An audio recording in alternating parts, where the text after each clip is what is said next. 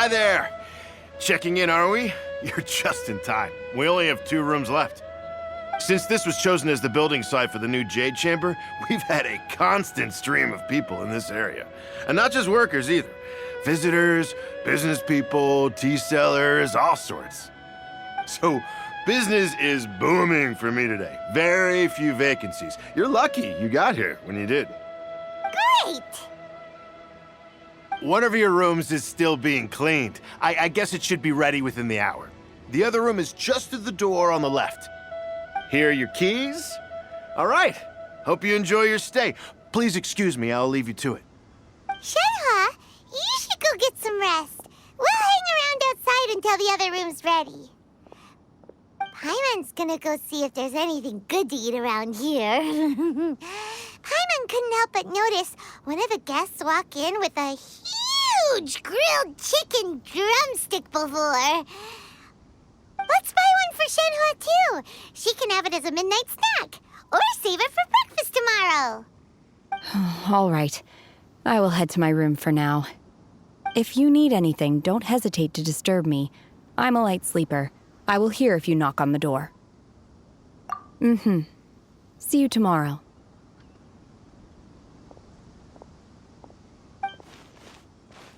Hey! Isn't that Cloud Retainer? What's she doing here? Let's go and say hi.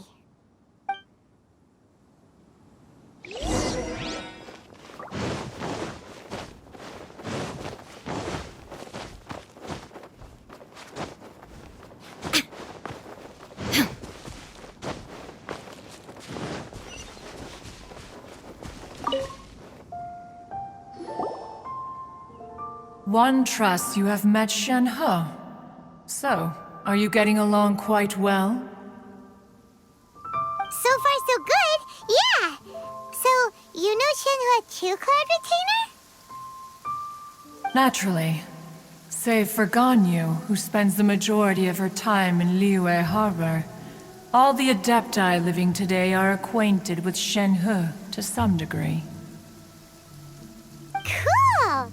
So, what's her Adeptus name anyway? Calling her Shenhe feels kind of friendly, but also kind of disrespectful. So Paimon's thinking maybe it'd be better if we called her by her Adeptus name instead. Her Adeptus name? Why, pray tell, would Shenhe have an Adeptus name?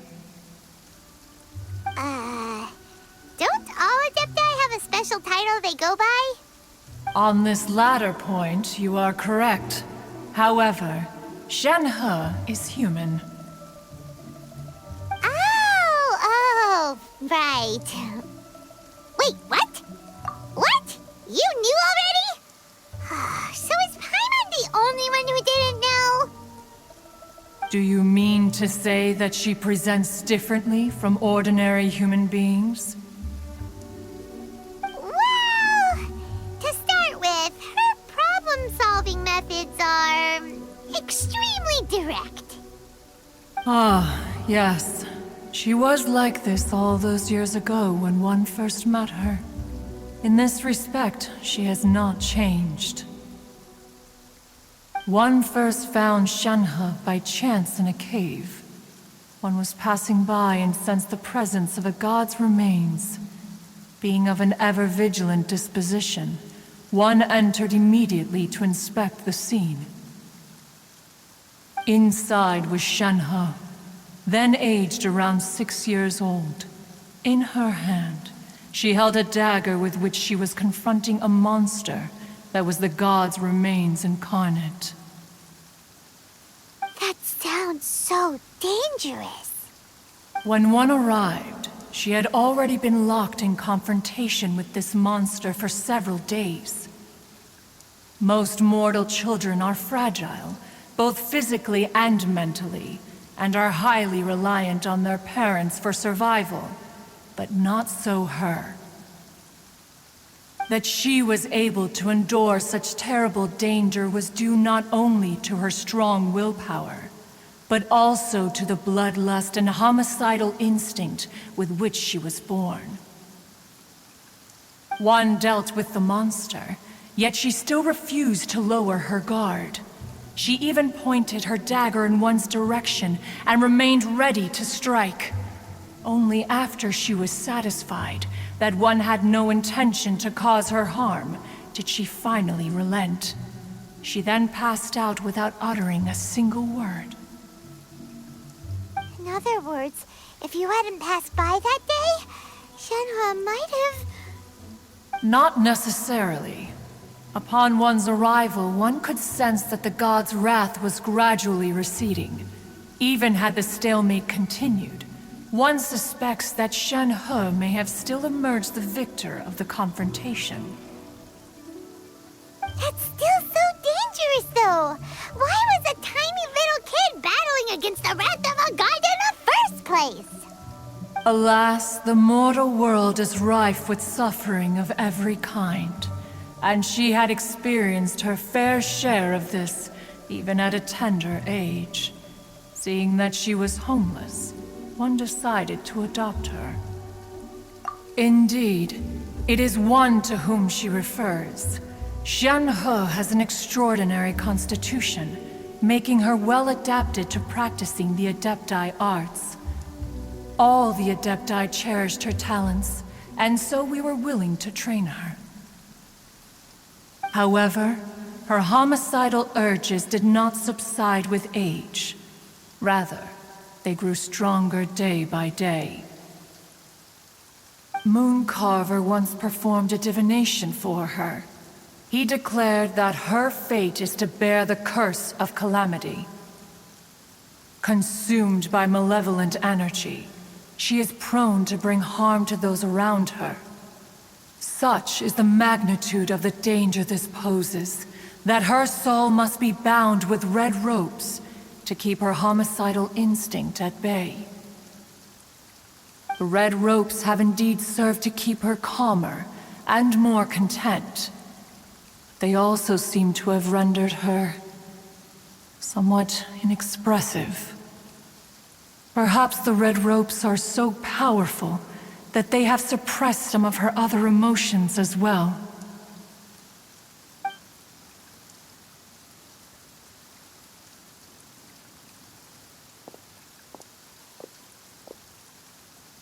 It is only by fate that people's paths may cross.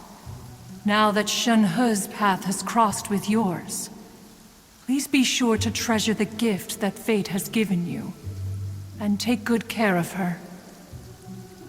Oh, now Paimon gets it.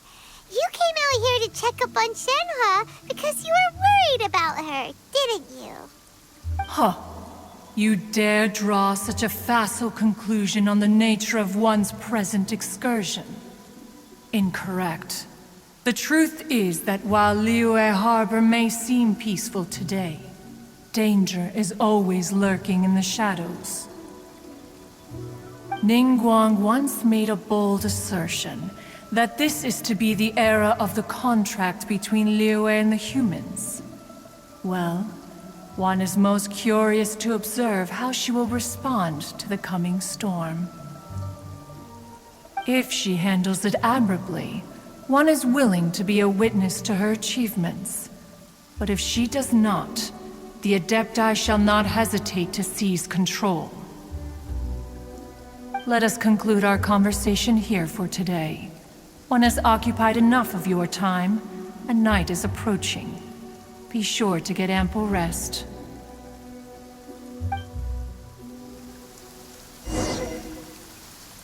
So, Shenhe isn't an Adeptus after all!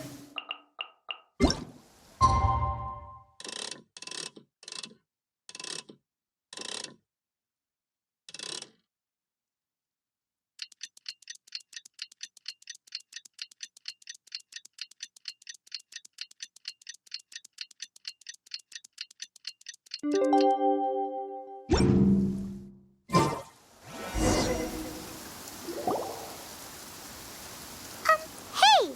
So, Shenhe... Master has relayed my situation to you, I take it.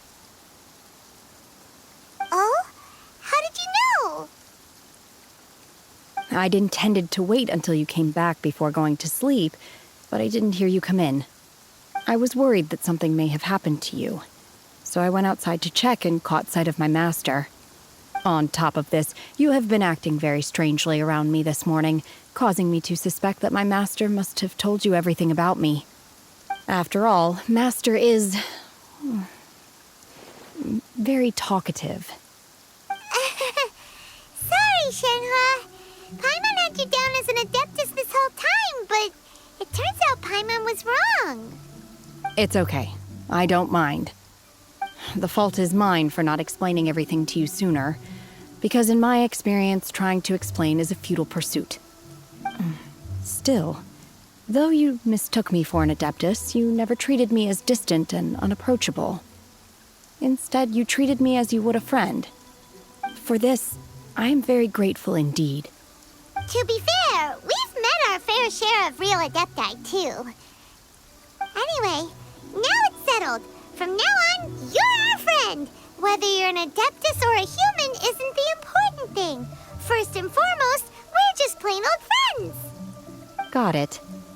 Although I don't know quite what it entails in terms of what I have to do, I must say I like the title friend very much indeed. Great! Well, now that we're all rested up, we should start searching for the other 2 items on the list. But before we do that, let's go to the building site and ask Ningguang's little helper how the progress is going. After all, Sunset Vermilionite is so rare. Paimon doubts many competitors will really be able to find any. If it turns out some of them have given up already, we'll be able to take things a little more slowly. Oh, and another thing. We bought some grilled chicken drumsticks on the way back last night. There was a place just outside. Here's one for you, Shenhua.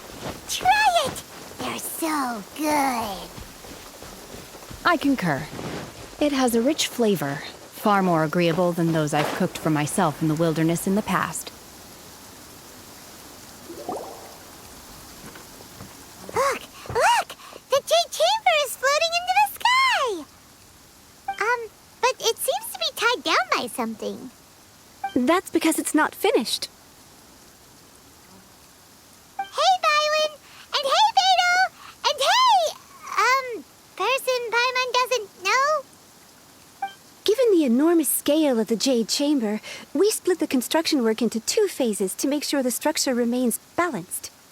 Before we find some suitable plastrite, we build the Jade Chamber's keel at ground level. Once the plastrite is ready, we place it into the keel and let the partially constructed Jade Chamber rise up to the height of the surrounding mountain peaks. The remainder of the construction work is then carried out at that altitude. Once everything is ready, we release the iron tethers and allow the Jade Chamber to rise to its target altitude. Miss Bywin, we've brought some new materials to submit. One moment, I'll be right there. The construction work has only been able to progress this rapidly thanks to the plastrite provided by you. Lady Ningguang is most grateful and looks forward to seeing more of your work. Wow, can't believe you sourced the plastrite so quickly. It's the key piece of the puzzle. Looks like you beat us to the punch. Beto? You're joining the Jade Chamber contest too? Sure am. I happened to get my hands on a chunk of Sunset Vermilionite on a voyage a while back, so I figured I'd bring it over. Huh. So even though it's rare, we're not the only ones who managed to get a hold of it. Oh, I've got some introductions to do. This is the renowned Miss Yun, or Yunjin, probably the most famous figure in the Liyue opera scene. Greetings. These two are Paimon and the Traveler, both good buddies of mine. And this is... sorry, not sure we've met. Shenhua. I am their... friend. Good to meet you. A friend of a friend is my friend too. Or, as I like to say, a mate of a crewmate is part of the crew. Miss Yun is also here for the contest. Turns out she needed to borrow a boat, so we came together. It's an honor to finally meet you both. I've heard much about you. Miss Shenhe, though we are only meeting for the first time, I have a feeling that we will get along very well indeed. To be honest with you all, I am in great need of this opportunity to ask Lady Ningguang a question. That's why I joined the contest. Thanks to my father's connections, I was able to acquire a specimen of the plastrite required. Fortunately, it was approved for submission, despite being a little on the diminutive side. Wow. So it looks like the three of us are competitors now.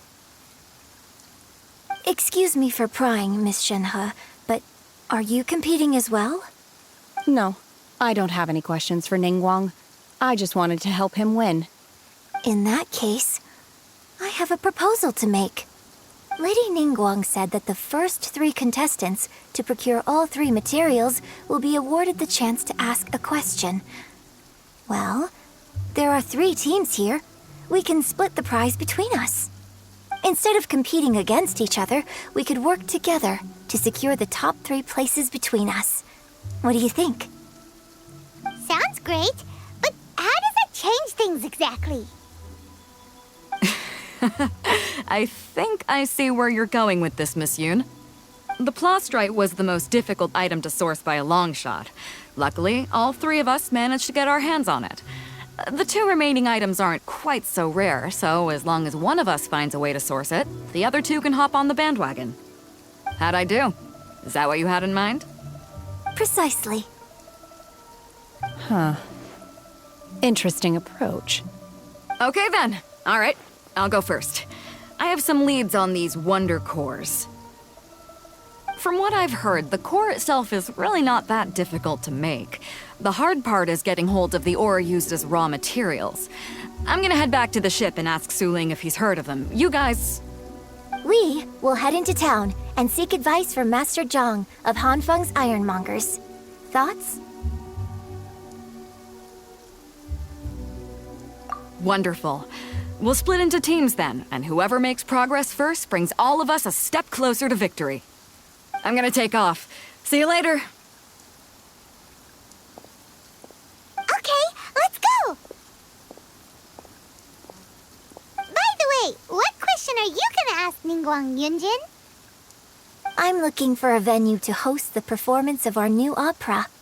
Lady Ningguang has excellent judgment, so I would like to hear her opinion. Ooh, what's the opera called? Paimon wants to go see it. The opera is a labor of love by my father. He wrote it based on a popular urban legend about an evil spirit and an adeptus. It's called The Divine Damsel of Devastation.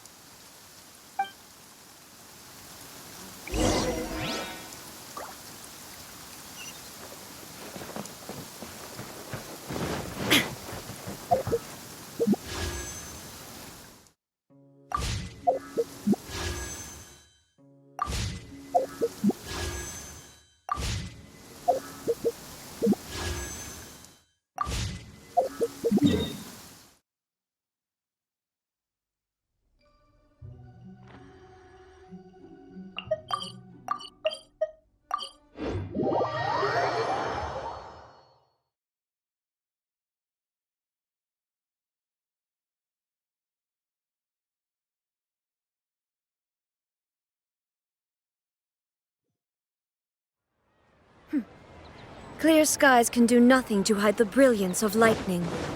Divine bolts can strike even in the absence of rain. Do you see that tree? Wait, you understand? So, demonstration is not required. Good.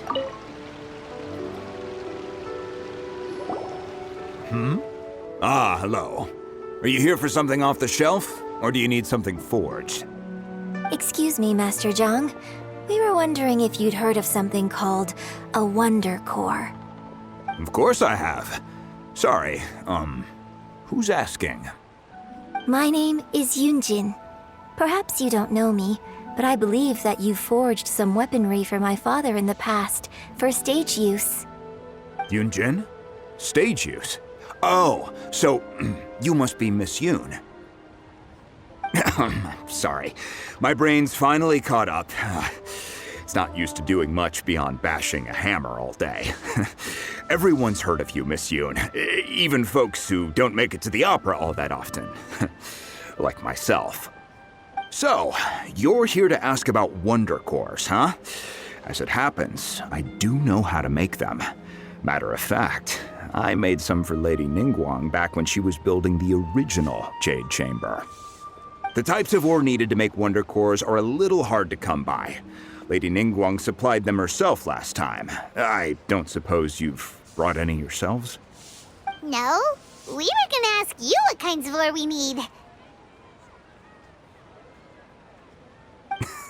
Sure. Well, you'll need two kinds. Star Splinter Iron and Subrosium. If I remember correctly, Lady Ningguang sourced her Star Splinter Iron from the Mount Tianheng area. They say it resonates with visions.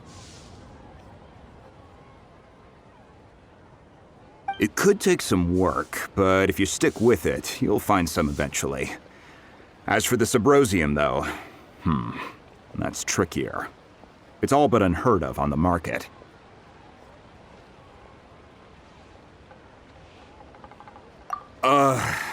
I'm really not sure. Sorry. What I've heard is that the people around Mount Tianheng have some sort of magic trick that can pinpoint the location of the stuff. Of course, it's probably just hearsay.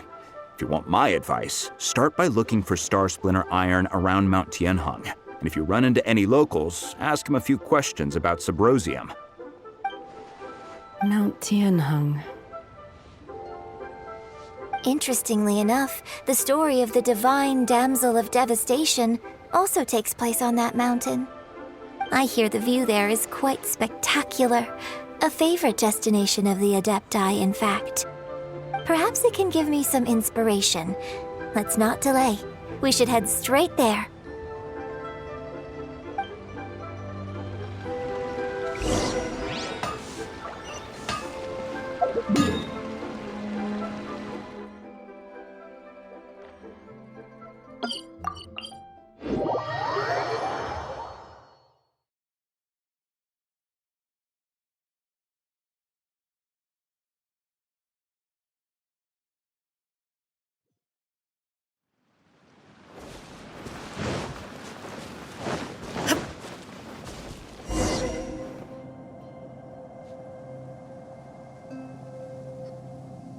I came to Mount Tianheng once with my father as a child.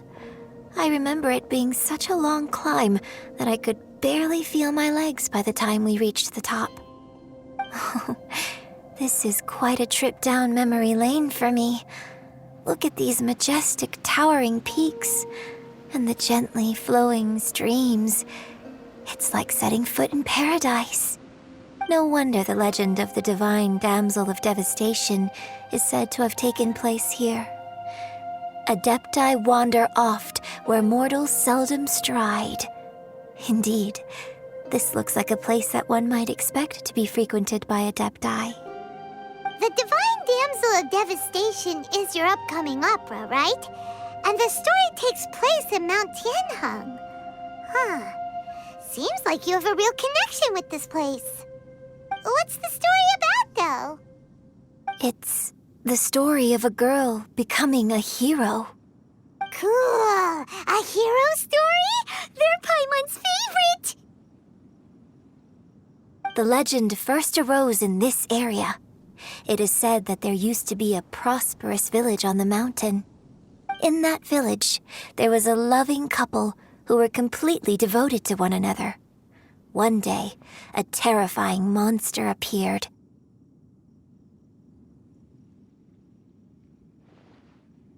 The wife was out collecting herbs and was captured by the monster. Her husband was so distraught at the news that it broke his spirit and drove him to madness. The vile and vicious monster told the villagers, "If you want to live, you must sacrifice a child to me." What a nasty piece of work! Paimon sure hopes this monster gets put in its place! But the monster was so terrible and so strong that all within the village were terrified of it. They had no choice but to give in to the monster's demand. Just while they were discussing whose child would be given over to the monster, a little girl suddenly stood up and came forward. No! Don't do it, little girl! Unbeknownst to anybody else, she was concealing an exorcist's blade. She approached the monster's lair, feigning fear and trepidation. When she finally arrived, she courageously drew her sword and entered into a fierce struggle with the monster, from which she eventually emerged as the victor. Her extraordinary abilities drew the attention of the Adepti, and they took her as one of their own. Her story became the stuff of legends. But alas, the paths of mortals and Adepti seldom cross, and she would never again re-enter the mortal world. And so, destined to grace the mortal realm for but a brief moment, she vanished like a wisp of smoke into thin air.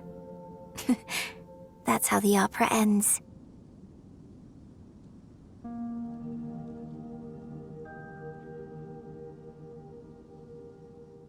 I really like this story. But I personally think that perhaps the little girl was not as brave as the opera makes her out to be. I'm not sure she deserves all the praise she is given. I've never considered that before. Opera is always an interpretation of the events it purports to portray.